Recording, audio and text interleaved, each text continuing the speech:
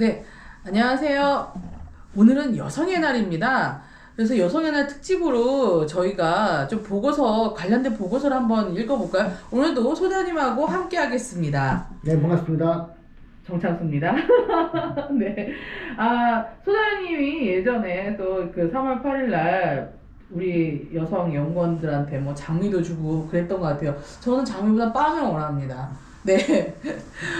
여하튼 우리가 여성에 관련된 어떤 주민참여 예산 좀 알아볼까요? 저번 시간에도 주민참여 예산에 대해서 좀 알아봤었어요. 네. 근데 또 여성 관련된 내용이 있어서 좀 이어서 얘기를 하도록 하겠습니다.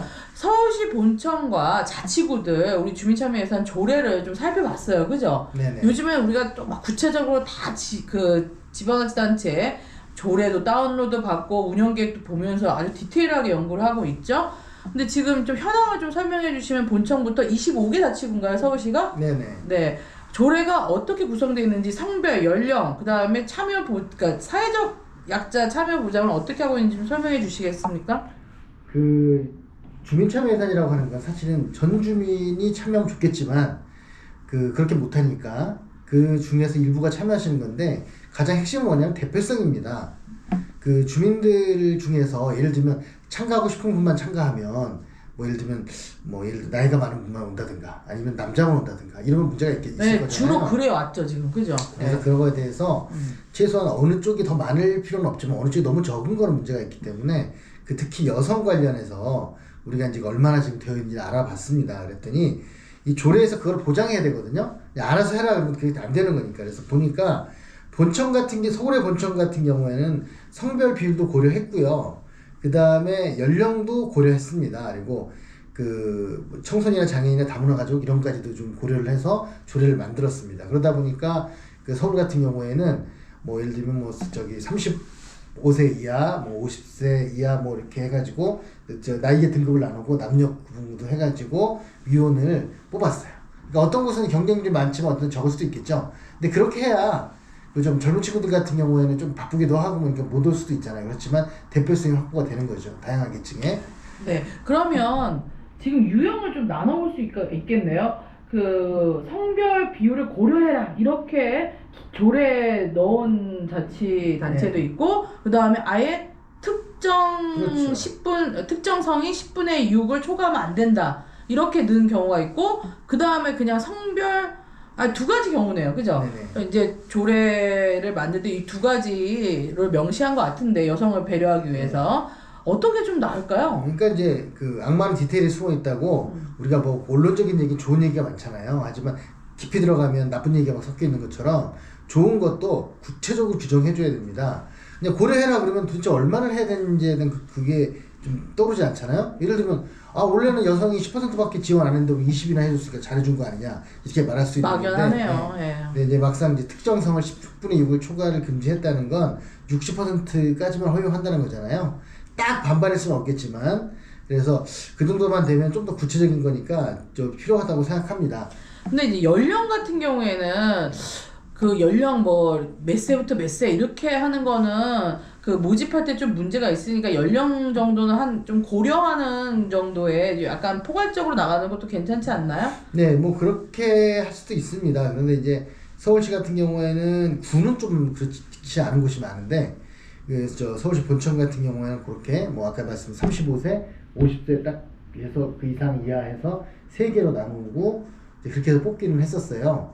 예전에 했죠. 근데 지금은 이제 조례가 네. 서울 본청 같은 경우 연령을 고려해라. 그래서 연령 정도는 좀 고려하는 것도 괜찮을 것 같고, 다만 사회적 약자의 참여 보장 관련된 내용들이 지금 네네. 조례에 들어간 경우가 많은데 사회적 약자라고 이렇게 막연히 쓴 데도 되게 많아요 지금. 네. 물론 아예 사회적 약자라는 표현 자체를 하지 않아가지고 좀 과연 이 구성할 때 고려할 것인가에 대한 의문이 드는 것도 있긴 하지만 사회적 약자를 언급했더라도 사회적 약자라고만 해버리면 조금 어디까지인지 막연하죠. 막연하죠. 근데 청소년, 장애인, 다문화 이렇게 규정한 곳들이 있어요. 그러면 아무래도 생각해 보겠죠. 우리 청소년 대표가 있는 거야? 장애인 대표는 있나? 그럼 그렇죠. 최소한 한 명이라도 둬야겠구나라는 생각을 하겠죠. 네, 그래서 조례에 아까 선생님 말씀하신 것처럼 명확하게 넣는 게 좋다. 그러면 우리가 마지막으로 서울시 자치구들 네. 어떻게 이제 그 조사를 했는지 한번 결과를 볼까요? 네, 지금 보니까 본청은 그래도 본청인데 이제 오히려 특정성 이게 안 돼 있긴 하지만 일단 규정은 좀 그러니까 고려하라는 말은 있어요. 근데 지금 자치구를 보면 아예 그런 것들이 언급이 안 되는 곳들이 몇 군데 있어요. 본청의 서울시 본청은 그 사회적 약자 참여 보장 내용이 청소년, 장애인, 다문화 가족으로 네. 딱 지정돼 있고 그렇게 돼 있는 곳이 성동구하고 서울시 본청 정도가 그렇고요. 네. 그 세 개를 다 봤어요. 성별, 연령, 이 저기 사회적 약자 이쪽 관련해 가지고 이걸 그래도 전부 다 그 이 제일 좋은 상태 정도로 언급하고 있는 곳은 성동구네요. 성동구. 네, 특정성 10분의 유혹 초과 금지, 연령 고려해라. 네. 그다음에 청소년, 장애인, 다문화 가족 그 위원으로 네네. 포함시켜야 된다. 근데 아예 언급이 안 되는 곳들도 있어요. 구로구라든가 노원구라든가 마포구라든가 용산구 같은 곳은 아예 성별도 고려 말 자체도 없고 연령에 대한 고려도 없고 그 사회적 약자에 대한 고려도 없습니다. 그러니까 이것만 봐도 그 자치구마다 이 주민참여 예산 조례가 굉장히 차이가 좀 있고 다양하다 이렇게 좀 볼 수 있습니다.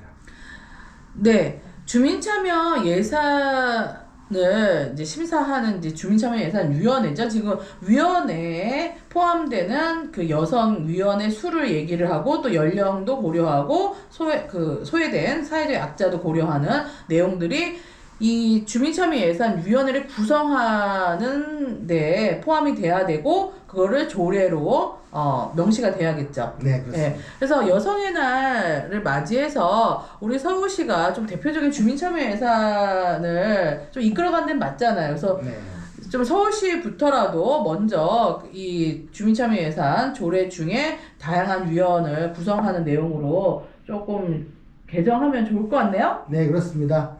뭐 알아서 해주면 좋겠지만 그래도 조례에서 최소한의 보장을 이렇게 언급해 주어야 그 실제로 이 사업을 진행하는 것도 잘 될 거라고 믿습니다. 근데 우리 그 연구소에 주민참여 예산 전문가님이 계시잖아요. 그 최승우 연구원님이 계속적으로 이 보고서를 쓰시는데 여성이 참여하면 주민참여 예산이 좀 더 좋아집니까? 당연하죠. 왜 왜냐하면 당연하죠? 근거를 제시. 지구의 절반이 여성인 것처럼 네. 그러니까 어떻게 보면 그 사람이 자기가 자기 일을 제일 잘 알잖아요. 그래서 여성에 대한 정책이 그러면 또 절반이 있다는 건데 여성이 참여가 적다면 그만큼 여성에 대한 배려나 여성에 대한 고려가 적을 것이기 때문에 여성이 많이 참여해야 최소한 절반에 대한 내용이 좀 더 좋아질 것이다. 맞습니다.